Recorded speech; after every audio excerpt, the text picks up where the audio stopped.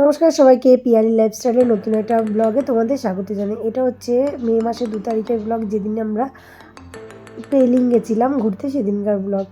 তা আমরা স্টেশন পৌঁছে গেছি। এটা হচ্ছে কলকাতা স্টেশন, মানে চিতপুর স্টেশন, যেটা সবাই কলকাতা স্টেশন নামেই জানে। তো যাওয়ার পর ওখানে গিয়ে আমরা একটা ব্যাড নিউজ পেলাম, সেটা হচ্ছে আমাদের ট্রেনটা লেট মানে এমন সময় লেট না, পুরো 12 ঘন্টা লেট।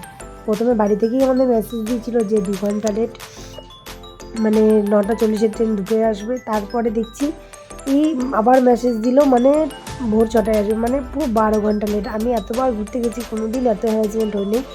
যত হ্যারাসমেন্ট আমি এই পেলিং যাওয়ার সময় হলাম। যাই হোক, আমরা বসেই স্টেশনে বসেই চারিদিকে দৃশ্য দেখে সবাই এরকম ওয়েট করছে।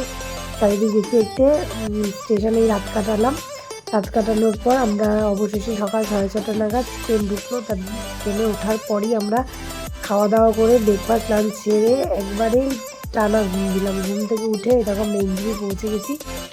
এনজিবিতে পৌঁছে তখন বাজে রাত্রির সন্ধ্যে 6টা মতন বাজে। ট্রেনটা আমি টাইমেই লাগিয়েছিল, রাস্তায় কোথাও লেট করেনি। যাই হোক, 12 ঘন্টা আগেই লেট করে দিয়েছে, রাস্তায় কি লেট করবে। তা যাওয়ার পর তখন আমরা এবার গাড়ি খুঁজতে শুরু করলাম, কারণ আমাদের ইচ্ছা ছিল যে আমরা ওই দিনটা রাত্রেই পেলিংয়ে পৌঁছাবো, কারণ পরের দিনটা যদি আমরা পেলিংয়ে পৌঁছাই তাহলে আমাদের দিনটা মাটি হয়ে যাবে, কারণ আমাদের আবার রিটার্ন টিকিটও আছে।